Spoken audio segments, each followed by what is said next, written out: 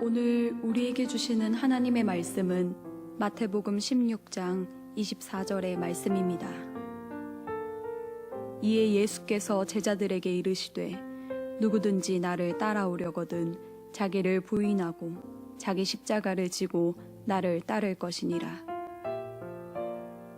이는 우리에게 주시는 하나님의 말씀입니다. 아멘. 오랜 세월 동안 우리는 BC와 AD라고 하는 단어로 역사적인 시간들을 표시해 왔습니다. BC라고 하는 말은 영어로 Before Christ, 즉 그리스도 이전 시대를 뜻하고, AD라고 하는 말은 라틴어인데 아노 도미니 해서 주님의 이후 시대 이렇게 뜻하는 그런 단어입니다. 역사적인 시간의 중심이 바로 우리가 믿는 예수님, 예수 그리스도시다, 그런 이야기죠. 요즘에 학계에서는 BC와 AD를 사용하지 않고 BCE와 CE라고 하는 단어를 사용한다 그래요. BCE는 Before the Common Era, 또 CE는 Common Era, 이렇게 해서 이제 기원 전과 기원 후로 나눈다고 합니다. 그런데 사실 이것도 예수님을 기준으로 한 분류지요. 예수님께서 태어나시고 탄생하시고 역사하셨던 그 시점을 기준으로 한 분류이기 때문에, 그래서 이 BCE를 Before the Christian Era라고 하기도 하고 CE를 Christian Era 이렇게 표현하기도 합니다. 그래서 제 개인적인 생각으로는 어차피 예수님을 기원으로 삼아서 기원 전과 기원 후를 나눌 거라면 굳이 용어를 바꾸는 것으로 기독교적 색채를 지우겠다라고 하는 것은 어리석은 것이 아닌가 하는 생각을 혼자 해봤습니다. 핵심이 예수님인데 말만 바꾼다고 아무런 의미가 없지 않나 하는 그런 생각입니다. 우리가 살아가고 있는 이 세계의 역사적인 핵심이 바로 예수님이시라고 우리는 믿습니다. 그것이 우리의 신앙의 고백입니다. 영미권에서는 히스토리라고 하는 말로 역사를 표시하는데, 이 히스토리라고 하는 말을 히즈스토리, 그분의 이야기, 바로 예수님의 이야기라고 이렇게 해석하기도 합니다. 우리는 이 세상의 모든 역사를 예수 그리스도의 이야기로부터 풀어가는 사람들입니다. 그것이 바로 우리가 믿는 신앙입니다. 예수님의 이야기가 우리의 모든 역사의 핵심이라고 할 때, 그러면 예수님의 이야기의 핵심은 무언가? 단언컨대 예수님 이야기의 핵심은 십자가인 줄로 믿습니다. 우리에게 구원을 주신 예수님의 십자가는 시간과 공간을 뛰어넘어서 인간의 가장 깊은 상처와 인간의 가장 극심한 고통들에게 손을 내미신 하나님 아버지의 손길이시다, 이렇게 말할 수 있습니다. 영어로 excruciating이라고 하는 말이 있는데, 이 excruciating이라고 하는 말을 쓸 때는 아주 몹시 고통스러운 상태를 일컬을 때 말합니다. 사람의 말로 다 표현할 수 없는 아주 깊은 고통, 극심한 고통을 표현할 때 이 말을 쓰는데, 사실은 이 말이 라틴어입니다. 라틴어 단어가 연결된 것인데, 원래 뜻은 뭐냐 하면 십자가로부터, 이런 뜻입니다. 십자가로부터. 그러니까 우리가 극심한 고통을 당하고 고난을 당하고 우리 인생의 모든 그 극심한 고통의 문제의 핵심에는, 그 중심에는 십자가가 있다, 그런 얘기입니다. 인간 고통의 가장 중요한 핵심이 십자가와 관련되어 있다라는 걸 표현해 줍니다. 제가 이번 설교의 큰 제목을 크럭스라고 했는데, 이 The Crux라고 하는 말은 영어로는 핵심이라는 뜻을 가진 단어입니다. 흔히 문제의 핵심, 상황의 핵심, The crux of the matter, the crux of the situation, 이렇게 표현할 때 쓰는 그런 말입니다. 그런데 이 핵심이라는 뜻의 The crux라고 하는 말이 원래는 라틴어인데요, 라틴어로 크럭스는 십자가라는 뜻입니다. 십자가. 다시 말해서 십자가가 모든 문제와 모든 상황과 모든 것의 핵심이다, 그런 얘기입니다. 그래서 제가 이번 8주 동안에 우리가 함께 이 사순절로부터 부활주의를 지나는 이 절기에 함께 나눌 말씀은 십자가가 핵심이다 라는 뜻으로 크럭스라고 제목을 삼은 겁니다. 십자가는 모든 문제와 모든 상황의 핵심이고 모든 역사의 핵심이고 우리가 살아가고 있는 모든 신앙의 삶에 있어서도 핵심입니다. 우리는 예수님의 십자가를 통해서 구원받았고, 예수님의 십자가 아래서 말할 수 없이 극심한 삶의 고통을 치유받습니다. 예수님의 십자가는 우리의 모든 문제의 해결책이고 우리가 겪고 있는 모든 복잡한 상황들의 실마리임을 우리는 믿습니다. 그것이 바로 우리가 가진 십자가의 신앙입니다. 지난 수요일 성회 수요일을 시작으로 해서 우리는 지금 사순절을 지나고 있는 중입니다. 이 사순절은 예수님의 십자가를 묵상하면서 우리 신앙의 중심을 확인하는 40일간의 교회력 절기입니다. 이 사순절을 지나가면서 이런 생각을 했어요. 다시금 십자가를 좀 깊이 묵상하는 시간이 되었으면 좋겠다. 그래서 설교의 주제를 십자가로 정하게 된 겁니다. 앞으로 우리가 8주 동안 십자가와 부활에 관해서 말씀을 나누게 될 텐데, 이 시간을 통해서 우리 삶의 핵심, 우리 인생의 핵심, 우리 신앙의 핵심인 십자가를 다 붙드시는 여러분들이 되시기를 축원합니다. 아멘. 제가 함께 말씀을 나누면서 참고하기로 결정한 책은 A.W. 토저 목사님의 책입니다. 사실은 책으로 낸 건 아니고 십자가에 관한 내용들을 여기저기 기고하신 것들을 모아뒀는데 그것을 하나의 책으로 편집했습니다. The Radical Cross라고 하는 그런 책인데, 미국의 대표적인 복음주의 목회자였던 이 토저 목사님이 가장 즐겨 사용했던 말씀이 아무든지 나를 따라오려거든 자기를 부인하고 제 십자가를 지고 나를 따를 것이니라 하시는 예수님의 말씀이었다고 그래요. 그리고 가장 열정적으로 외치고 다녔던 것이 십자가에 못 박힌 삶, 십자가에 못 박힌 삶을 살아야 한다라는 것이었다고 합니다. 우리가 이 사순절 기간 동안 우리의 신앙의 핵심인 십자가를 묵상하면서 우리도 십자가에 주님과 함께 못 박혀서 우리의 옛사람이 예수님과 함께 죽고 우리가 새로운 생명을 얻어서 새 사람으로 예수님과 함께 다시 태어나는, 그래서 우리 삶의 극심한 고통의 문제들이 해결되고 우리 삶의 모든 어려운 문제들이 사라지는 그런 은혜의 시간이, 은혜의 사순절이 되시기를 예수님의 이름으로 축원합니다. 십자가에 관해서 우리가 함께 좀 말씀을 나눠야 되는데, 이 십자가라고 하는 것은 원래 로마의 사형틀이었습니다. 십자가는 인류 역사상 모든 분쟁에 있어서 가장 확실한 해결 방법이었다, 이렇게 얘기합니다. 로마의 십자가는 조금도 손톱만큼도 타협을 모르는 그런 형벌이었습니다. 양보라는 미덕을 찾아볼 수 없는 그런 극심한 철저한 형벌이었다는 겁니다. 아담 해밀턴 목사님이 쓴 세상을 바꾼 24시간이라고 하는 책에 보면 십자가에 대한 내용이 자세하게 기록이 되어 있습니다. 십자가형은 사람들이 잘 볼 수 있도록 주요 도로에서 행해졌다는 거예요. 우리가 예수님의 십자가를 지실 때 그 갈보리 언덕, 골고다 언덕을 이야기하지만 그렇게 생각할 때는 우리가 선산이나 혹은 묘지들이 있는 그런 공동묘지, 이런 의미로 우리는 받아들입니다. 그러나 사실은 그 갈보리 언덕, 골고다 언덕은 사람들이 넘어다니는 길이었던 겁니다. 주요 통행로였습니다. 그러니까 갈보리 언덕 위에 십자가를 세워놓으면 지나다니는 사람들이 잘 볼 수 있도록 만들어진 바로 길가였다, 그런 얘기죠. 주요 도로에서 이 십자가형이 행해졌다, 그런 얘기입니다. 왜 이렇게 했느냐 하면 잘 보이는 곳에 십자가를 세워둬서 로마의 법을 어기고 로마 황제에게 대항하려고 하는 사람들의 사기를 아예 꺾어버리려고 하는 의도가 이 십자가형에 있었다는 거예요. 우리는 이 교회당에 걸린 십자가를 바라보면서 예수님의 십자가가 높이 우러러 볼 만한 곳에 있었을 것이다, 이렇게 생각합니다. 그런데 실제로 연구한 역사적인 연구 결과에 의하면 십자가의 형틀은 대부분 2m를 넘지 않았다 그래요. 2m 이하였답니다. 물론 고대의 사람들이 우리보다 키가 작았기 때문에 그럴 수도 있지만 2m 하면 요만큼 되지 않겠습니까? 요만큼 높이에 거기 위에 명패를 달면 이제 그 밑에 죄수가 매달리게 되는 거죠. 그래서 죄수가 몸이 이렇게 처지게 되니까 그 땅에서 그저 아무리 높아도 50cm 정도, 50cm 정도 위에 죄수가 달리게 됩니다. 그런데 몸이 이렇게 십자가에 달려서 처지는 걸 생각해 보면 지나다니는 사람의 눈높이와 죄수의 눈높이가 거의 일치하게 된다는 것을 알 수 있습니다. 그러니까 길에 그냥 옆에 지나가면서 매달려 있는 죄수를 보면서 그 죄수가 고통당하는 것, 옷을 모두 벗기고 수치를 당하고 또 끔찍하게 죽어가는 모습을 그대로 땀 한 방울, 그 찌그러지는 인상, 그리고 피 한 방울까지도 그대로 관찰할 수 있게, 그리고 지나가면서 그 사람이 썩어가는 냄새까지 그대로 맡을 수 있도록 만들어 놓은 것, 그것이 바로 십자가형이었습니다. 사람들이 잘 보이는 곳에 십자가의 기둥을 세워두면 십자가형을 당하는 죄수는 먼저 채찍이나 곤장으로 죽기 직전까지, 아주 죽기 직전까지 두들겨 맞습니다.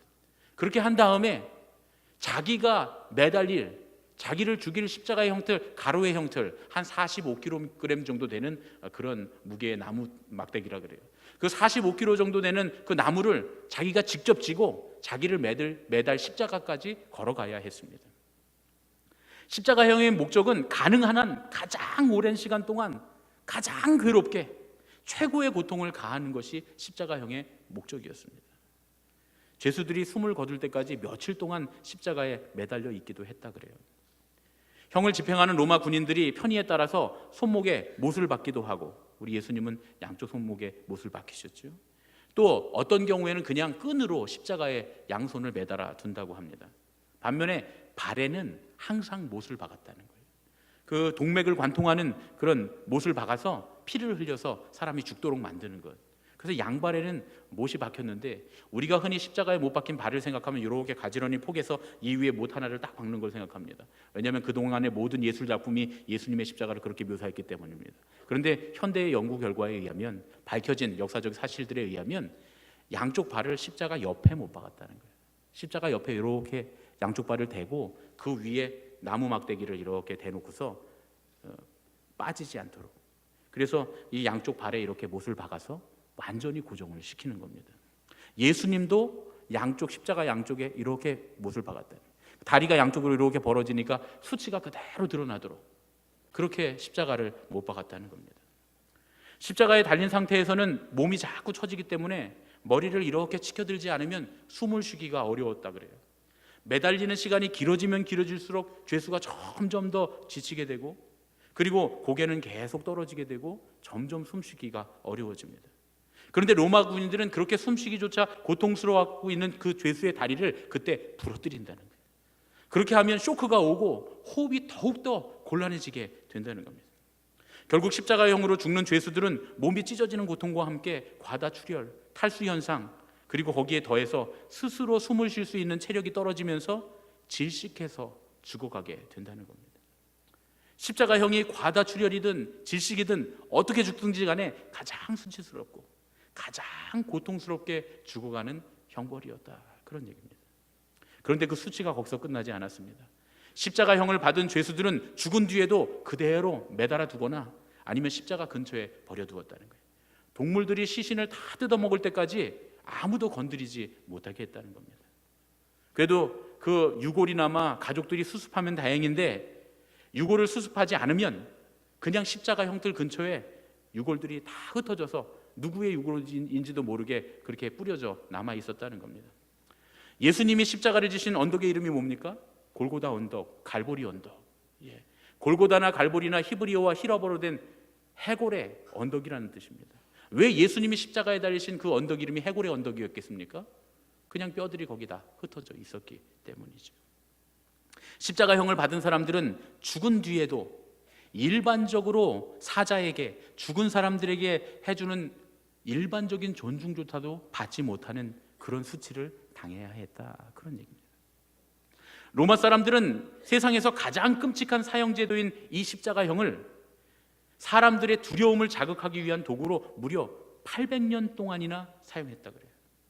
얼마나 끔찍한지 십자가의 처형 장면을 보기만 해도 절대로 로마법을 위반하거나 로마 황제에 대항하고 싶지 않을 만큼 그렇게 끔찍하게 만들었다는 겁니다.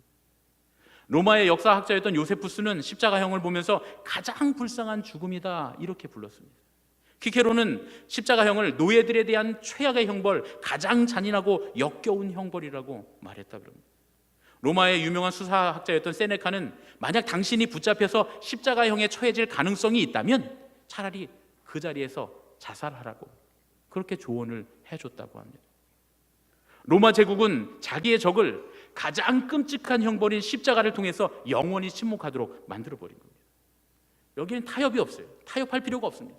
대화할 필요도 없고 양보할 필요도 없었습니다. 그저 십자가 형벌만 딱 갖다 들이대면 적들이 두려움에 떨고 철저하게 굴복했던 겁니다.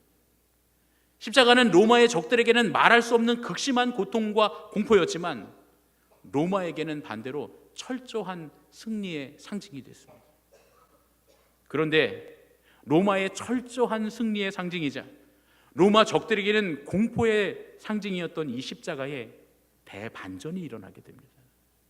하나님의 아들인 예수 그리스도께서 그 십자가에 달려 돌아가심으로 예수님은 6시간 만에 십자가에서 돌아가셨습니다.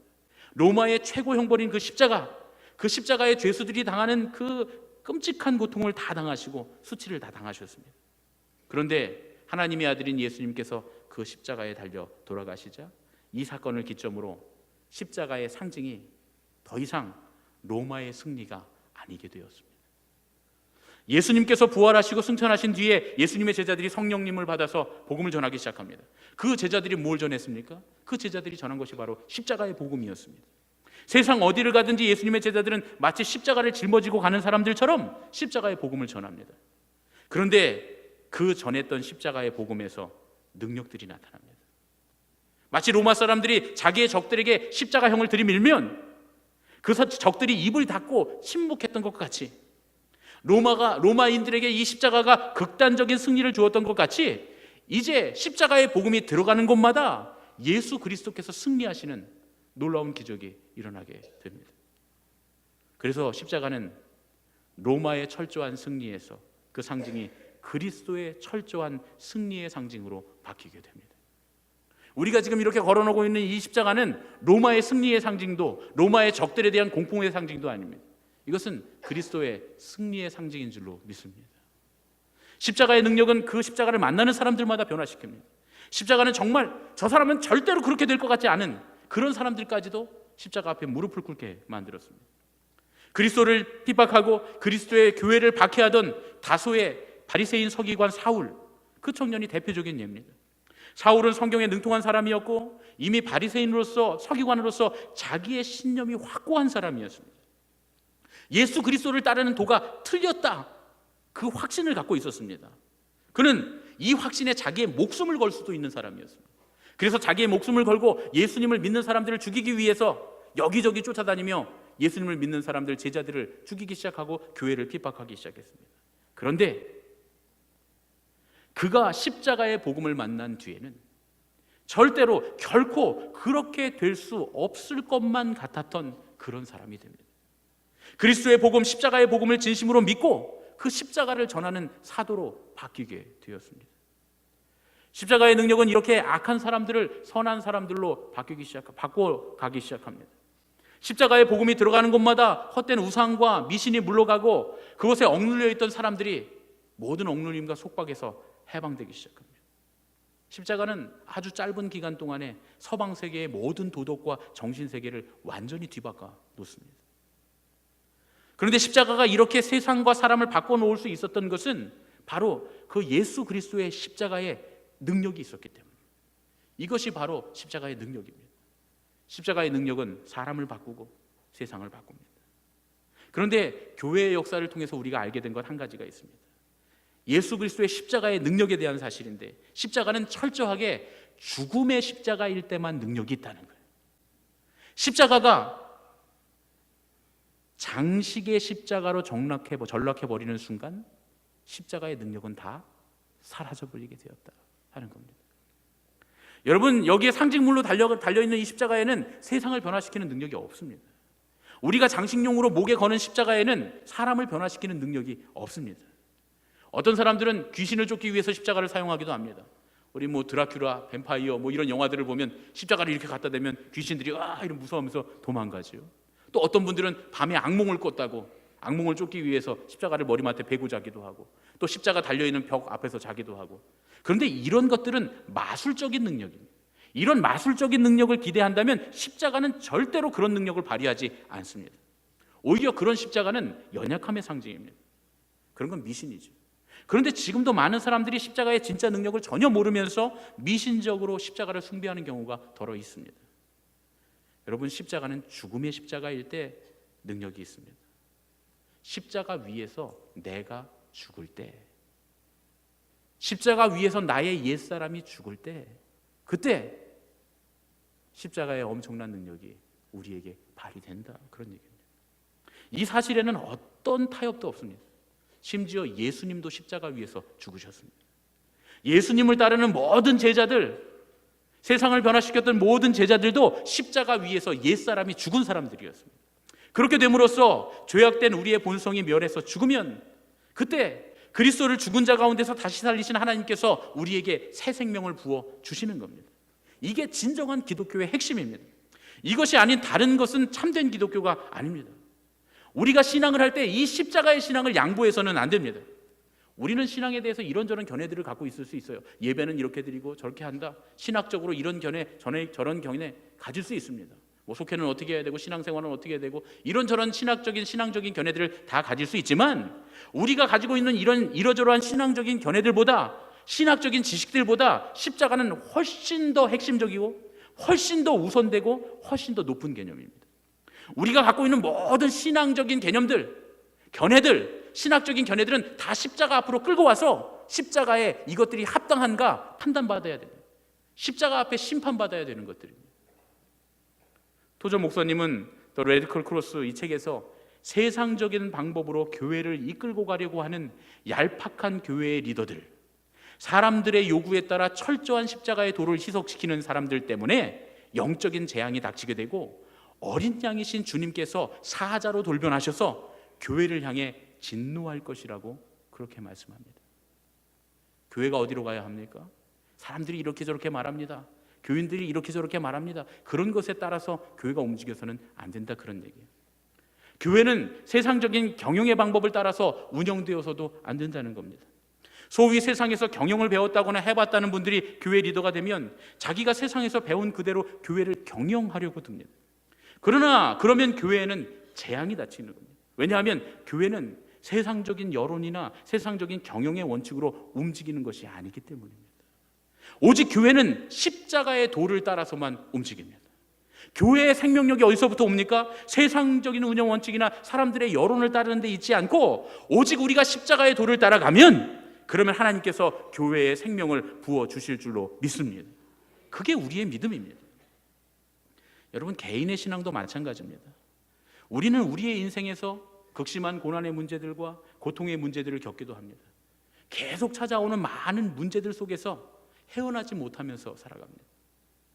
뭔가 좀 성취를 하면, 이 지금 당면한 고통의 문제만 좀 해결되면, 돈이 좀 많아지면, 이렇게 어려운 관계가 좀 해결되고 관계들이 좀 열리면 우리 인생의 모든 문제가, 고통이 다 해결될 것처럼 그렇게 우리가 생각하지만 결코 사실은 그렇지 않다는 것입니다.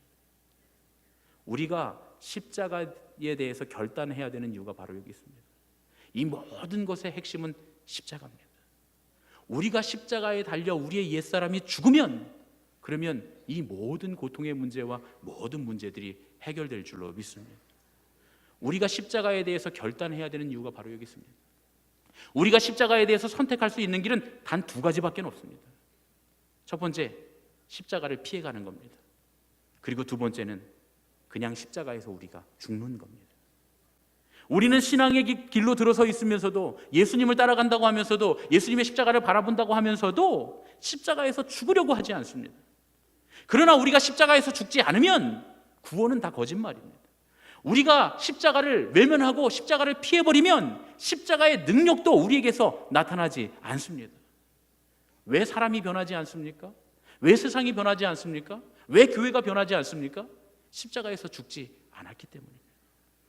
우리에게 지혜가 있다면 우리는 예수님처럼 십자가를 지는 방법을 선택할 겁니다. 그리고 주님께서 내게 맡겨주신 십자가를 참고 견딜 겁니다. 십자가 너머의 즐거움을 위해서 때로는 부끄러움을 당하고 수치를 당하더라도 그것을 두려워하지 않을 것입니다. 십자가를 지는 길을 선택하는 게 뭡니까? 우리의 삶을 예수님께 넘겨드리는 겁니다. 우리 삶의 방식의 모든 것 전부를 예수님의 뜻대로 바꾸는 겁니다. 예수님이라면 어떻게 하셨을까? 예수님이라면 여기서 어떻게 생각하실까? 하는 기준을 갖는 겁니다. 그것 때문에 불편해질 수 있습니다. 그것 때문에 때로 우리는 수치를 당할 수도 있습니다. 그러나 우리가 십자가를 지려면 이기적인 생각들을 버려야 합니다. 그런데 나를 위하는 이기적인 생각들을 버리고 십자가 위에서 내 옛사람이 죽으면, 우리의 이기적인 삶이 끝나면 하나님께서 부어주시는 새로운 삶, 새로운 생명이 우리 안에 충만해집니다. 그때부터 십자가는 우리에게 장식이 아니라 능력이 됩니다. 우리가 우리의 삶을 주님의 십자가에 내어드릴 때, 십자가는 단순히 바라보면서 눈물이나 흘리는, 우리의 감정을 건드리는 복음성가의 소재가 아니라는 것을 알게 됩니다. 그때부터 십자가는 나를 바꾸고 세상을 바꾸는 능력이 있는 십자가라고 하는 것을 그때부터 우리는 깨닫게 되는 겁니다. 십자가 위에서 죽어야 합니다. 영국에 한 목수가 있었습니다. 이 젊은 목수가 목공소에서 일하면서 열등감, 반항심 이런 것들을 가득 갖고 있었고 큰 원망에 사로잡혀 있었다고 합니다. 나는 왜 겨우 이런 공장에서 망치나 두들기면서 살아가야 하는가? 우리 부모는 왜 나한테 이런 것밖에는 물려주지 못했는가? 37살이 되는 해까지도 이렇게 삶에 대해서 불만과 부모에 대한 불평, 원망으로 가득 차 있었다 그래요. 그러던 어느 추운 겨울날 런던의 거리를 걷다가 길가에 있는 작은 교회에 들어가고 싶은 마음이 생겼습니다. 마침 그 교회에 들어갔는데 목사님이 거듭남의 도에 대해서 설교를 하고 있었다는 거예요. 거듭남의 도에 대해서. 그때 이 젊은 목수가 말씀을 듣다가 그렇게 생각했다는 거예요. 그래, 거듭나면 되지. 거듭나면 되지. 강력한 통찰력을 얻게 됩니다. 내 삶이 만족스럽지 못하고 불망스럽고 원망스러우면 다시 태어나면 되지. 성령님께서 그때 그 마음의 문을 열어주셔서 그가 그 자리에서 예수 그리스도의 십자가를 영접합니다. 십자가 위에서 옛사람이 죽고 새 사람으로 거듭나게 됩니다. 그날 그 청년 목수의 일기장에는 이렇게 기록이 되어 있습니다. 내 망치는 이제 노래하기 시작했다. 내 망치는 이제 춤을 춘다. 내 눈동자에는 생기가 돌고 내 마음에는 생수가 솟아오른다. 예수 그리스도께서 내 마음에 오셨기 때문이다. 나는 거듭났다. 이 젊은 목수의 환경은 하나도 변하지 않았습니다. 직업이 달라진 것도 아닙니다. 그 목공소에서 그대로 일했습니다. 일이 줄어든 것도 아닙니다. 그런데 십자가 위에서 옛사람이 죽고 새 사람으로 거듭나게 되니까 행복한 목수가 되었습니다. 행복하게 일하다 보니까 그의 삶이 점점 더 풍요로워지고 얼마 지나지 않아서 자기가 일하던 목공소의 주인이 되었다는 거예요. 그 목공소가 점점 성장해서 결국 세상 사람들이 부러워하는 그런 사업가가 되었다는 거예요. 여기서 이 이야기가 끝났다면 이거 세상적인 성공과 뭐가 다릅니까? 분명히 여러분들 그렇게 말씀하실 겁니다. 그런데 그에게는 그런 성공이 아무런 자랑도 기쁨도 아니었다는 거예요. 그저 십자가 위에서 옛사람이 죽고 새 사람으로 거듭나게 하신 것, 그것만이 자기의 기쁨이 되고 자랑이 되었습니다. 그래서 55세가 되는 해에 하나님의 은혜, 그 십자가의 은혜가 너무도 감사해서 자기의 전 재산을 바치기로 주님 앞에 결단을 합니다. 주님이 축복하셔서 번성하게 하신 목공소입니다. 이거 다 주님께 드립니다. 그렇게 기도하면서 목공소를 팔아서 그 돈으로 런던의 언덕 위에 하나님께 예배당을 지어드렸다는 거예요. 그가 그렇게 예배당을 지어드리고 하나님 십자가의 구원의 복음을 증거하기 시작한 첫날에 주님을 향한 감사의 시를 하나 짓게 됩니다. 이 사람의 이름이 바로 에드워드 모우트, 그리고 그가 지은 시가 바로 찬송가 488장 이 몸의 소망 무언가, 이 찬양입니다. 이 몸의 소망 무언가 우리 주 예수뿐일세. 우리 주 예수 밖에는 믿으리 아주 없도다. 주 나의 반석이시니 그 위에 내가 서리라. 그 위에 내가 서리라. 이 찬양은 제가 장례식 치를 때마다 늘 부르는 찬송 중에 하나입니다. 우리 감리교 장례식 예문에 들어가 있는 그런 찬양이기도 합니다. 우리가 죽음을 맞이하며 부르는 소망의 찬양입니다. 에드워드 모우트는 자기가 거듭나면 된다, 거듭나야 한다 하는 것을 알게 됐을 때 이미 십자가 위에서 자기의 옛사람이 죽어야 한다는 것도 알고 있었던 겁니다. 상황이 바뀌지 않아도, 환경이 바뀌지 않아도 예수님의 십자가를 따라가면 모든 것이 바뀌게 되는 줄로 믿습니다. 십자가에서 죽는 것이 두려워도, 예수님의 뜻을 따라가는 삶이 아무리 어려워도 우리 몫에 태인 십자가를 지고 인내하며 주님을 따라가면 행복해지고, 내가 십자가에서 죽으면 그동안은 너무나 많은 것이 필요한 삶이었는데 이제는 아무것도 필요 없는 삶으로 변하게 되는 겁니다. 이것을 믿는 자의 승리다, 이렇게 말하는 겁니다. 우리의 승리가 무엇입니까? 바로 십자가 위에서 죽는 것입니다. 예수님은 누구든지 나를 따르려거든 자기 십자가를 지고 나를 따르라, 이렇게 말씀합니다. 신앙은 내 십자가를 버리고 예수님을 따라가는 게 아닙니다. 세상의 많은 사람들은 내 몫에 태인 십자가를 다 버리고 예수님을 따라가려고 합니다. 그러나 예수님을 따라가면 내 몫에 태인 십자가가 기꺼워지는 것, 그것이 신앙입니다. 내 몫의 십자가 위에서 나를 죽이고 예수님을 따라가면 하나님께서 우리에게 생명이 넘치게 하십니다. 거기에서부터 십자가의 능력이 나타납니다. 아무리 신앙생활을 해도 바뀌지 않는 사람들, 십자가 위에서 죽지 않았기 때문입니다. 십자가 위에서 내가 죽어야, 나의 옛사람이 죽어야, 그래야 내가 변화되는 역사가 일어나고 내 환경이 변화되고 내 삶이 변화되고 내 주변의 사람들이 변하는 역사가 일어나게 될 줄로 믿습니다. 십자가의 능력이 나타나면 완전한 승리가 우리에게 주어집니다. 우리 옆에 계신 분들과 이렇게 인사했으면 좋겠습니다. 십자가를 지고 예수님을 따라갑시다. 십자가를 지고 예수님을 따라갑시다. 할렐루야. 십자가를 지는 삶은 우리가 알지 못하던 더 깊은 삶으로 인도합니다. 여기서 더 깊은 삶이라고 하는 건 세상의 기준에서 더 가치 있고 더 세상 사람들이 좋아하는 그런 삶을 말하는 게 아닙니다. 더 깊은 삶이라고 하는 건 성령님 안에서 생활하는 것을 말합니다. 우리의 삶의 수준이 이제는 하나님의 말씀에 준하는 수준으로 올라서게 되는 겁니다. 내가 애써 하나님의 말씀 뜻대로 살려고 하지 않아도, 내가 내 마음을 따라가도 하나님의 뜻에서 벗어나지 않는 삶이 되는 것, 그것이 더 깊은 삶입니다. 십자가에서 죽을 때, 내 옛사람이 십자가에서 죽을 때, 그리고 주님께서 주시는 새 생명이 넘칠 때 더 깊은 삶이 가능해집니다. 우리가 더 깊은 삶을 살게 되면 어떤 모양으로 예배를 해도 누구 때문에가 아니라 그 예배 안에 하나님이 계시기에 예배함에 더욱더 기쁨이 넘치게 됩니다. 하나님의 임재가 늘 체험됩니다. 쉬지 않고 기도하는 것이 가능하게 됩니다. 성도들을 만날 때 세상적인 얘기, 세속적인 얘기, 슬프고 힘들고 어려운 이야기가 아니라 만나면 만날수록 성도의 교제, 참된 친교가 가능하게 됩니다. 이 모든 것이 주님의 십자가 위에서 내 옛사람이 죽고 주님을 나의 최고의 통치자로 모시고 십자가 앞에서 내가 완전히 굴복하기로 결심한 사람들에게 임하는 축복인 줄로 믿습니다. 이 축복이 오늘 저와 여러분 우리 모두에게 있어야 할 줄로 믿습니다. 이 말씀을 준비하면서 저도 다시 한번 돌아봤습니다. 내가 지금 갖고 있었던 모든 신앙의 이야기들, 내가 갖고 있는 모든 신학들, 내가 지금 살아가고 있는 모든 내 삶의 문제들, 또 내가 하고 있는 이 목회가 정말 주님의 십자가 앞에 갖다 놓았을 때 정당한가? 과연 나는 십자가 위에서 죽었는가? 덜 죽었더라고요. 아직 십자가 위에서 설 죽었더라고요. 십자가 위에서 완벽하게 죽어야 예수님이 드러나실 줄로 믿습니다. 오늘 이 시간 우리가 함께 찬양하고 기도할 때 하나님, 십자가 위에서 내 옛사람이 완전히 죽게 하여 주시옵소서. 철저한 십자가 앞에 내가 옛사람이 죽고 주님께서 주시는 새 사람이 되어 기쁨이 넘치는 행복한 인생이 되게 하여 주시옵소서.